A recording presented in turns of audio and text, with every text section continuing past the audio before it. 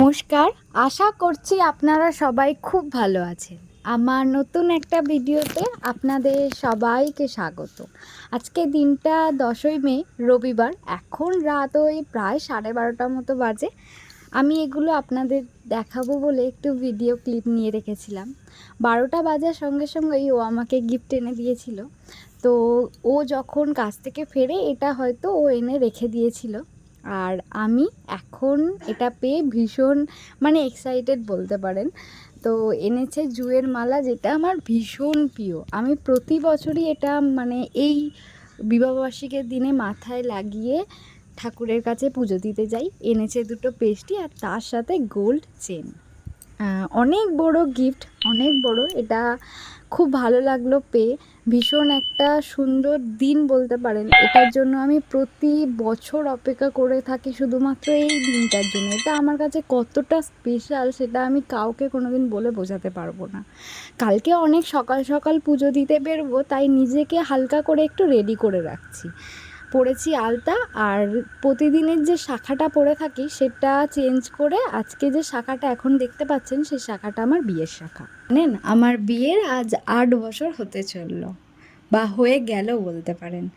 এই একটা দিনও যায়নি, বিয়ের এই যে দিনটা পরে একবারও যায়নি যে আমি এই হাতের শাখাটা, বিয়ের শাখাটা পরিনি, হাতের শাখাটা চেঞ্জ করে।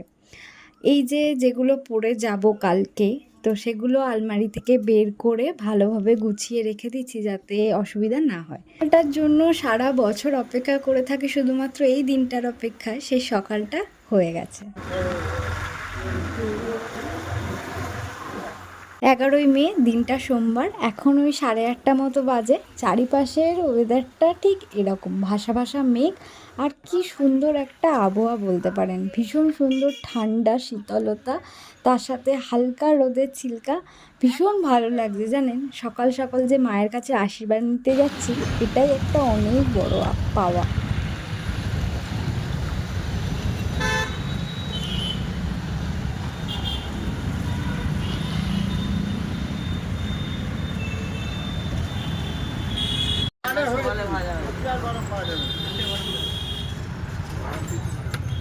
রাজপুর মোড় থেকে সন্দেশ নিয়ে মায়ের মন্দিরের উদ্দেশ্যে রওনা দিলাম।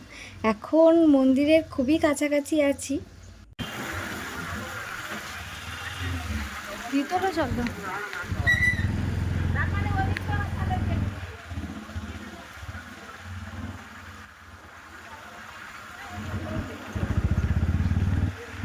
কোথায় যাচ্ছে?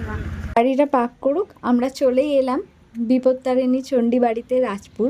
তো সেখানে এসে চারিদিকের পরিবেশটা আপনারা দেখতেই পাচ্ছেন, এতটা সুন্দর, খুবই নিস্তব্ধ, আর মানুষজনের আগমন শুরু হয়ে গেছে মায়ের কাছে আশীর্বাদ নেওয়ার উপলক্ষে। তো আমিও যাচ্ছি। মন্দিরে প্রবেশ করার আগে যে নিয়মকানুনগুলো আছে সেগুলো এখান থেকে সেরে তারপরে মায়ের দর্শনে যাব।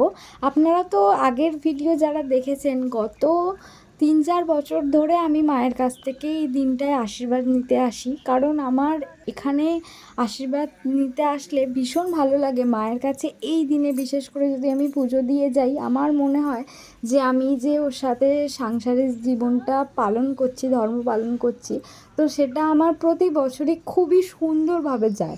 যতই আমরা ঝগড়া করি বা নানান খুঁটিনাটি ঝগড়াঝাটি স্বামী স্ত্রীর মধ্যে তো লেগেই থাকে, কিন্তু আমরা একে অপরকে ভীষণ ভালোবাসি।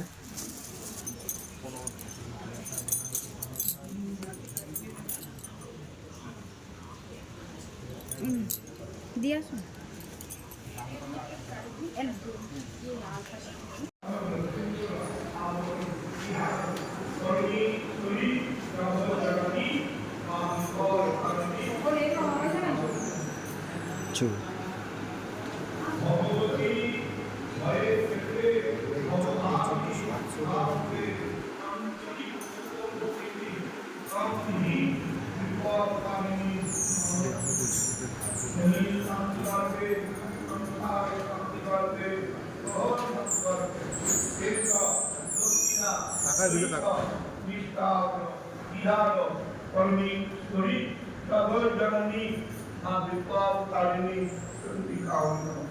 পুষ্পাঞ্জলি মন্ত্র दुर्गा शिवा शांतिकरी ब्रह्माणी ब्रह्मणोपीडा सर्वलोक परितीव्र प्रणमामि सदा शिवा मंगलावतारिणी शक्तिकावरी नमः सर्वमंगला मंगले शिवे सर्वार्थ साधिके शरण्ये त्र्यंबके गौरी नारायणी কাছে আসার আগে যে কয়েকটা পুজোর সামগ্রী নেওয়া ছিল সেটাই মন্দিরের লাগোয়া যে দোকানগুলো আছে সেখান থেকেই আমি কয়েকটা সামগ্রী নিয়ে নিয়েছি। আস্তে আস্তে দেখলাম এক পর্ব পুজো হয়ে গেল, তারপরেই আমাদের অঞ্জলি দেওয়া হয়ে গেছে। এখন চারিদিকটা একটু ঘুরে দেখছি। আপনারা তো যারা আগের ভিডিও দেখেছেন যে প্রতিবারে আমি এখানে পুজো দিতে আসি, তো সেগুলো দেখে আপনারা বুঝতে পারবেন মন্দিরটা আমি বেশ খানিকটা ঘুরিয়ে দেখেছি, তাই এইটা আর অতটাও ভিডিওটা বাড়ালাম না। এখানে ধূপ মোমবাতি জ্বালাবো, যেখানে ওনারা সাধনা করতেন, যারা এখানে মন্দিরটা স্থাপিত করেছেন, তো সেখানে আমি ধূপ মোমবাতি জ্বালিয়ে ওনাদের কাছ থেকে আশীর্বাদ নিয়ে এবার আস্তে আস্তে বাড়ির দিকে রওনা দেবো। সকাল ওই 10টা 15 মতো বাজে। এখান থেকে বেরিয়ে আমরা কিছু খাওয়া দাওয়া করবো, কারণ আমরা যখনই বেরিয়েছিলাম একেবারেই নির্জলা উপোস ছিলাম। ওখান থেকে উপোস থেকে মায়ের কাছে পুজো দেওয়ার পর এখন এখানে সব কিছু কমপ্লিট করে আস্তে আস্তে বেরিয়ে যাব বাইরে কোনো দোকান থেকে একটু সকালের খাবার খেয়ে নেব। সাথে আছে সুমনদা ও আর আমি। এবছর সুমনদা এসছে কারণ পুজোটা দিতে সবাই তো ভীষণ ভালোবাসেন। মন্দিরে পুজো দেওয়ার লোক কেউই সামলাতে পারেন না, দেখবেন বিশেষ করে যখন মায়ের দর্শন হয় আর মায়ের কাছ থেকে আশীর্বাদ নেওয়ার একটা ব্যাপার থাকে, তো সবাই ভীষণই আগ্রহ হয়ে পড়েন এই পুজো দেওয়ার ব্যাপারটা। আমরা মাকে সবাই ভীষণ ভালোবাসি আর আমি তো এখানে আসতে ভীষণ ভালোবাসি।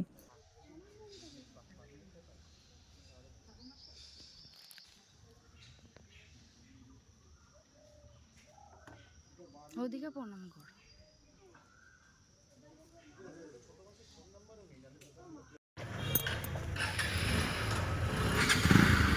চলো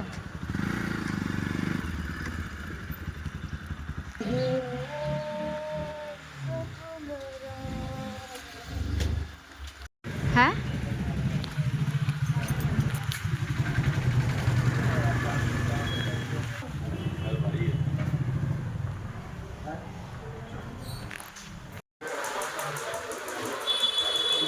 পুরে এসেই যে মন্দিরের রাস্তাটা পড়ে সামনেই একটা হোটেল আছে, সেটা তৃপ্তি হোটেল বলে।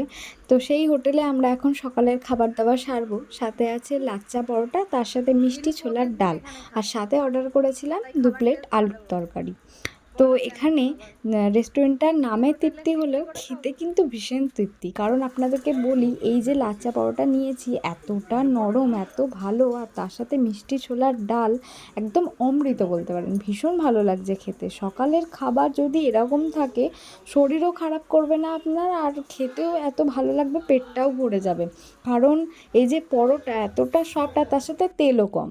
কথা বলতে বলতে আপনাদের সাথে বাড়ি চলে এসেছি, আর আসার ভিডিও একদমই করা হয়নি কারণ এতটা রোদ ছিল, ভীষণ গরম। তো এসে ও বাজারঘাট করে নিয়ে আসার পর এখন যে বিরিয়ানি রান্নাটা হবে আপনাদেরকে বলেই দিলাম যে আজকে কি রান্না হতে চলেছে। বিরিয়ানিটা ও করবে, কারণ আজকে প্রতি বছরই আজকের দিনে ও আমাকে রান্না করে খাওয়ায়, আর ওর হাতে স্পেশাল বিরিয়ানি কিন্তু আমরা সবাই ভালোবাসি। তো এখানে বিরিয়ানি রেডি হয়ে গেছে, এসেই আমরা কাজে লেগে পড়েছিলাম। আমি ওকে যতটা সাহায্য করতে পারি বলতে পারেন, আর তারপরেই ও পুরো রান্নাবান্নাটা কমপ্লিট করে গুছিয়ে আমার জন্য সুন্দর করে প্লেট সাজিয়েছে। এবার দেখে বলুন তো কতটা ভালো হয়েছে বিরিয়ানিটা। সত্যি ভীষণ ভালো হয়েছে। আপনাদের যদি কোনো দিন সম্ভব হয় আমি ওর হাতের বিরিয়ানি খাওয়াবো। তো এখন আমরা দুপুরে এটাই খাবো, আজকে ওর হাতের বিরিয়ানি। প্রতিদিন তো আমি রান্না করি, তাই আজকে দিনে যতই দিন হয়ে যাক না কেন প্রতি বছরেই আজকে দিনে ও রান্না করে বিরিয়ানি। তার সাথে সন্ধ্যাবেলা ছিল কোল্ড ড্রিঙ্কস, আর এই যে কেকটা দেখছেন এটা সুমনদা তার সাথে অজয়দা মিলে প্রেজেন্ট করেছে।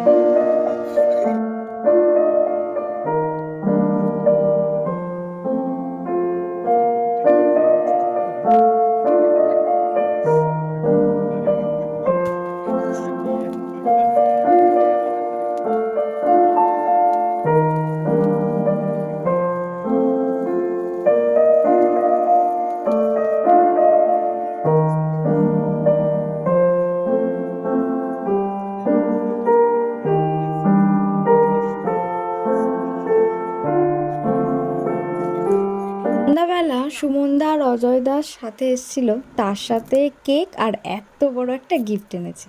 গিফটটা কেমন হলো আমি তো দেখেছি, আপনারা দেখতে থাকুন আর ভালো হলে অবশ্যই কমেন্টে জানাবেন। আমার তো ভীষণ পছন্দ হয়েছে।